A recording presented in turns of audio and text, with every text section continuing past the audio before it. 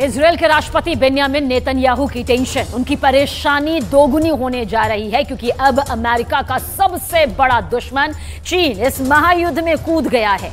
Israel हार जाए इसके लिए चीन ने एक बहुत ही बड़ा कदम उठाया। ये ऐसा कदम है जिसके आगे अमेरिका भी मजबूर नजर आने लगा है।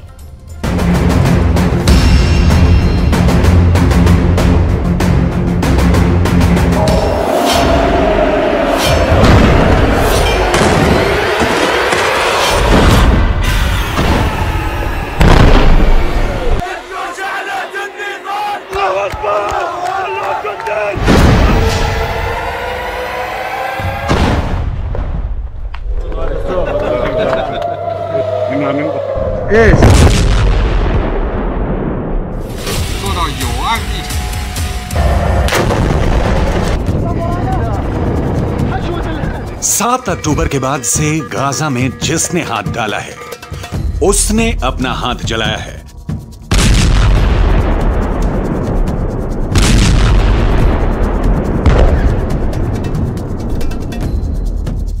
गाजा जलता हुआ कुआं बन चुका है।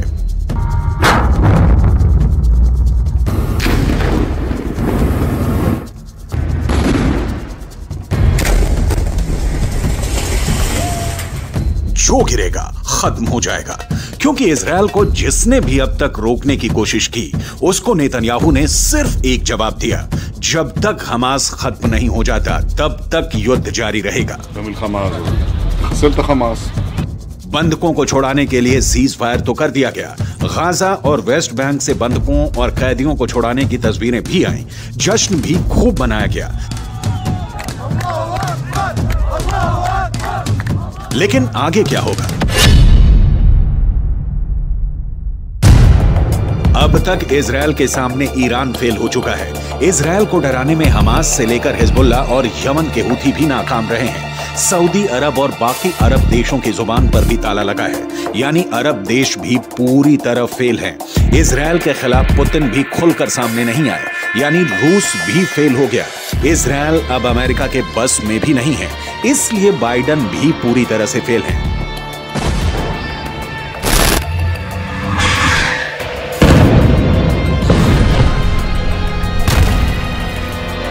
ऐसे में इजरायल को कौन रोकेगा? इजरायल को कौन टोकेगा?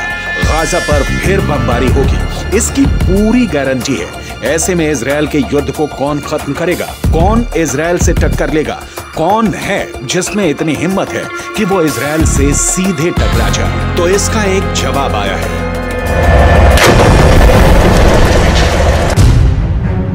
चीन ने बोला है कि वो गाजा का फैसला करेगा।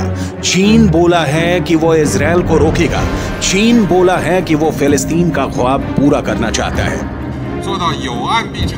इसलिए चीन ने अब संयुक्त राष्ट्र सुरक्षा परिषद की बैठक बुलाई है और इसमें वो गाजा से लेकर हमास और इजरायल से लेकर नेतन्याहू तक सबका हिसाब करना चाहता है। 中国作为联合国安理会本月轮值主席国，将于11月29日举行安理会巴以问题高级别会议。中共中央政治局委员、外交部长王毅将赴纽约主持安理会会议。 चीन दावा कर रहा है कि वो अब हमास और इजरायल के बीच पावर ब्रोकर बनेगा। चीन दावा कर रहा है कि वो इस युद्ध को हमेशा के लिए खत्म करेगा। चीन ऐसा पहले सऊदी अरब और ईरान के साथ कर चुका है। चीन अब यही फैसला फिलिस्तीन और इजरायल के बीच करना चाहता है। शी जिनपिंग बिग बॉस बनना चाहते हैं। शी जिनपिंग अमेरिका को दिखाना चाहते हैं कि दुनिया में उसका बल्ब फ्यूज हो चुका है। अब चीन की लाइट जलेगी और इससे रोशन होगा पश्चिम एशिया का सबसे खतरनाक वॉर जोन, यानी गाजा और इजरायल। लेकिन क्या यह इतना आसान है? क्या चीन का ऑर्डर इजरायल में चलेगा?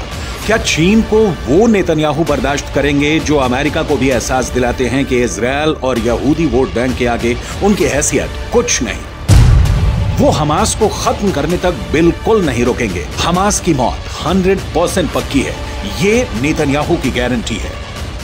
אבל באותה נשימה אמרתי גם לנשיא שבגמר המתווה אנחנו חוזרים בכל העוצמה לממש את היעדים שלנו, חיסול החמאס, להבטיח שעזה לא תחזור להיות מה שהיא הייתה, וכמובן שחרור כל חטופינו.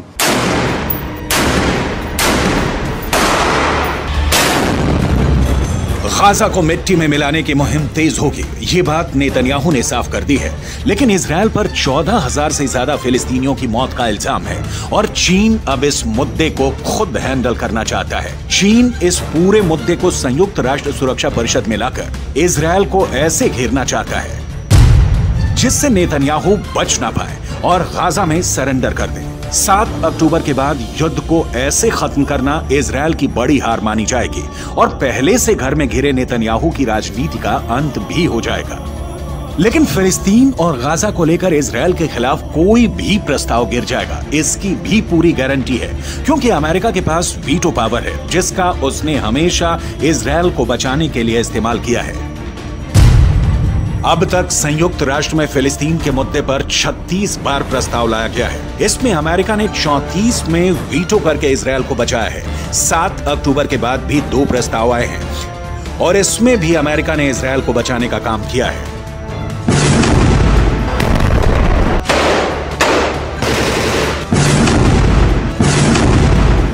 अब गाजा में इजरायल को रोकने के लिए चीन ने सुरक्षा परिषद में बड़ी तैयारी की है, लेकिन नेतन्याहू ने गाजा पहुंचकर इसका पहले ही जवाब दे दिया है कि उनको डराने में कोई कामयाब नहीं हो पाएगा। צהריים הלוחמים הגיבורים שלנו. אנחנו עושים כל מאמץ להחזיר את חטופינו ובסופו של דבר נחזיר את כולם. יש לנו 3 יעדים במלחמה הזאת. לחסל את החמאס, להחזיר את כל חטופינו ולהבטיח שעזה לא תחזור להיות איום למדינת ישראל. ואני פה להגיד לחברים כאן, ללוחמים כאן, שאומרים לי את אותם הדברים, ואני חוזר ואומר את זה לכם, אזרחי ישראל. אנחנו ממשיכים עד הסוף, עד הניצחון. שום דבר לא יעצור אותנו.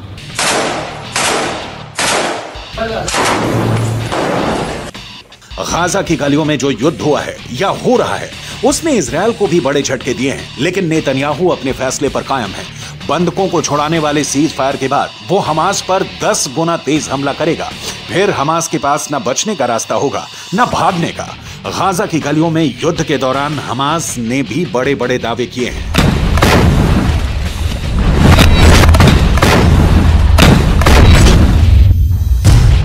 हमास का दावा है कि उसने इजरायल के 180 टैंक और बख्तरबंद गाड़ियों को हमले में फोड़ दिया है। गाजा से लगातार ऐसी तस्वीरें आई हैं जिसमें इजरायली टैंक पर घात लगाकर हमले किए गए।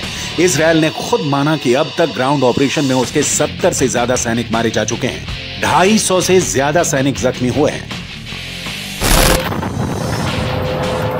लिहाजा हमास के खिलाफ जो ताकत इजरायल माना जाता है उसके मुताबिक नतीजे तो इजरायल को भी नहीं मिले हैं। हालांकि नेतन्याहू के सामने अपनी छवि को बचाए रखना बड़ा चैलेंज बन चुका है और गाजा पहुंचकर उनकी पहली कोशिश इसी तरफ नजर आती है।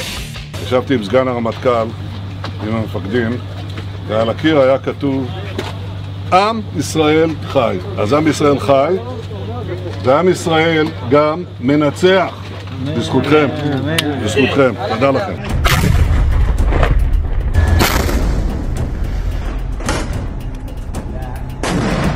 इजरायल का ग्राउंड ऑपरेशन बता रहा है कि अब उसने गाजा को 2 हिस्सों में बांट दिया है, या कहें कि गाजा को 2 हिस्सों में काट दिया है। एक तरफ है उत्तरी गाजा जिसको चारों तरफ से इजरायल की सेना ने घेर लिया है। अंदर बहुत ही खतरनाक युद्ध पूरी दुनिया ने देखा है। तो दूसरी तरफ है दक्षिणी गाजा। इजरायल की कोशिश है कि उत्तरी गाजा में हमास के पूरे कैडर को खत्म कर दिया जाए। चीन ऐसा नहीं चाहेगा क्योंकि चीन तो हमास का पूरा समर्थन करता है।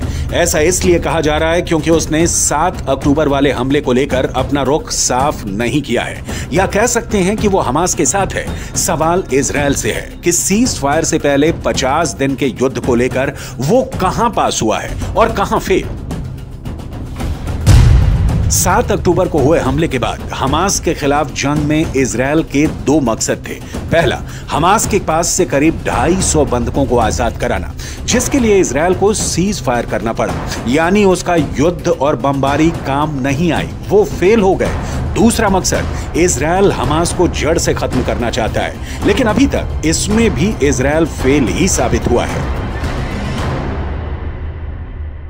עוד מתמשך לארץ.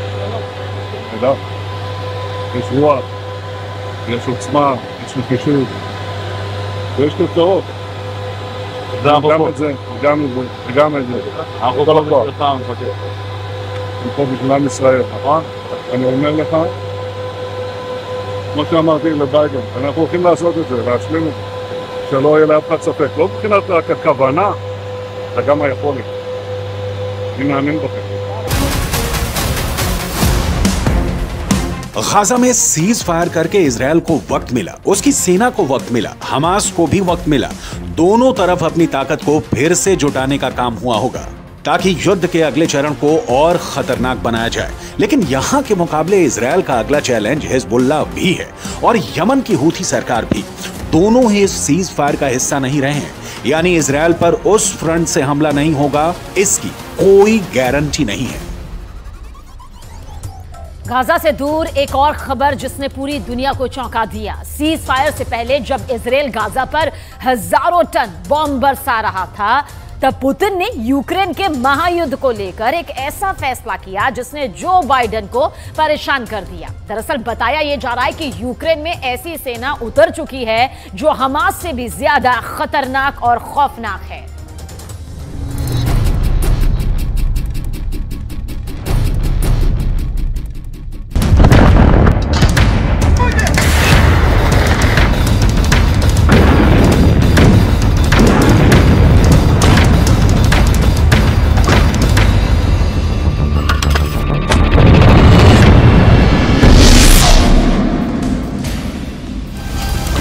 पुतिन ने युद्ध में अब ऐसे लड़ाकों को उतार दिया जो यूक्रेन के सैनिकों को जिंदा खा जाएंगे।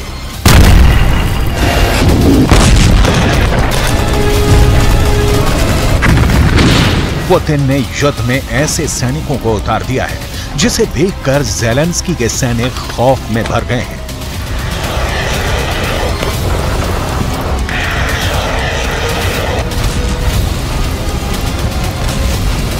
ज़ेलेंस्की के सैनिक पुतिन के सोल्जर से इतना घबरा गए हैं कि वो डर कर भाग रहे हैं।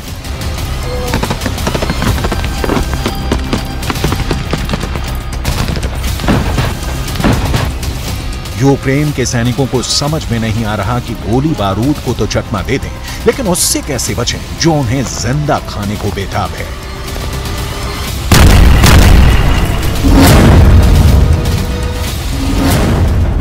पुतिन ने युद्ध में ऐसे नरभक्षी उतार दिए हैं जो ज़ेलेंस्की के सैनिकों के खून का प्यासा है। इंसानों को मार कर खा जाना उसकी आदत है। वो पुतिन का बहुत वफादार है। उनके हर निशाने, हर हुक्म, हर आदेश पर वो ना सिर्फ जान कुर्बान कर सकता है बल्कि दुश्मन को कच्चा चबा कर खा सकता है। इसकी दरिंदगी से पुतिन इतने खुश हैं कि उन्होंने इस नरभक्षी को बहुत बड़ा इनाम देने का ऐलान किया है। कौन है ये नरभक्षी जिस पर पुतिन को इतना भरोसा है कि वो है तो रूस ये जंग हर हाल में जीतेगा। पुतिन के इस फौज के रहते ज़ेलेंस्की की हार तय है। इस नरभक्षी के कारनामों को देखने के बाद पुतिन अब आक्रामक हो गए हैं। पुतिन के इरादे और खतरनाक हो गए हैं। पुतिन के निशाने पर ज़ेलेंस्की का घर है। 1.5 साल से भी ज्यादा वक्त से चल रहे इस युद्ध को पुतिन अब जल्द खत्म करना चाहते हैं, वो भी अपने तरीके से। पुतिन को जीत चाहिए, वो भी हर कीमत पर।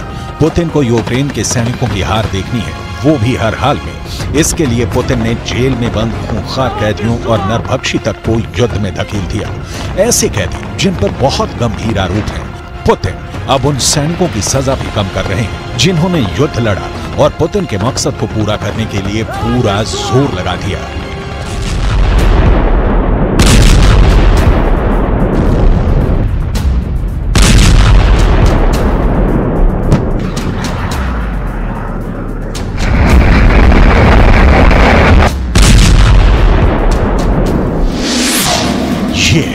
रूस का खूंखार अपराधी डेनिस गोरिन, जिसकी सजा को पुतिन ने खत्म करने का फैसला किया है। पुतिन ने डेनिस को माफ कर दिया। इतने खूंखार अपराधी को पुतिन का यह इनाम इसलिए मिला क्योंकि उसने पुतिन के एक आदेश पर यूक्रेन की सेना में ऐसी दहशत पैदा कर दी कि कई मोर्चों पर रूस ने बिना लड़े युद्ध जीत लिया। यूक्रेन की फौज ऐसे दरिंदों के बारे में सुनकर ही भाग खड़ी हुई।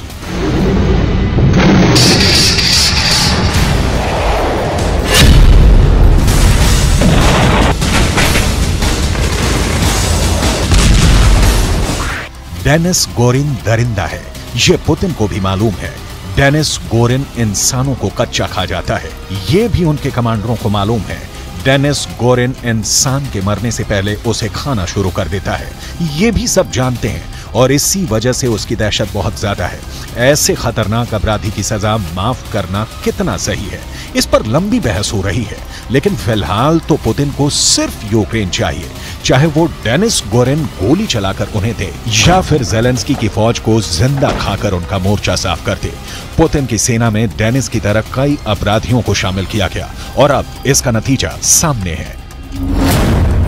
रिपोर्ट है कि पुतिन ने अपनी नई फौज में 35,000 से ज्यादा अपराधियों को शामिल किया। ब्रिटिश मीडिया का दावा है कि इन अपराधियों में हत्यारे भी हैं, बलात्कारी भी हैं और यहां तक कि नरभक्षियों को भी इस फौज में शामिल कर लिया गया है। रिपोर्ट के मुताबिक मॉस्को की तरफ से ऑर्डर आया कि अगर ये 6 महीने तक लड़ते रहेंगे तो रूस इनकी सजा माफ कर देगा, या कहें कि इनको आगे की सजा से आजादी मिल जाएगी।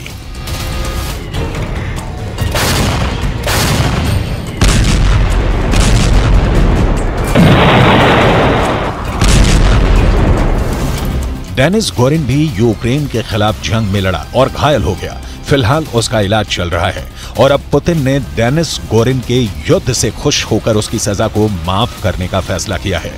रूस के इस फैसले पर पूरी दुनिया में सवाल उठ रहे हैं।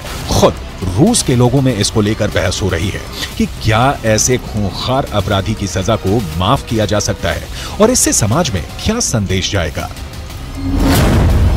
44 साल के डेनिस गोरिन को रूस की अदालतों में 2 हत्याओं का दोषी ठहराया गया था। पहली बार डेनिस गोरिन ने 2002 में हत्या की और फिर मर्डर के बाद उसने उस व्यक्ति के अंगों को खाना शुरू कर दिया जिसकी उसने हत्या की थी। इस अपराध के लिए डेनिस गोरिन को रूस की अदालत ने 10 साल की सजा सुनाई, लेकिन अच्छे बर्ताव की वजह से डेनिस गोरिन को सजा पूरी होने से पहले ही छोड़ दिया ताकि वो अपनी बाकी की जिंदगी को बेहतर तरीके से गुजारेगा।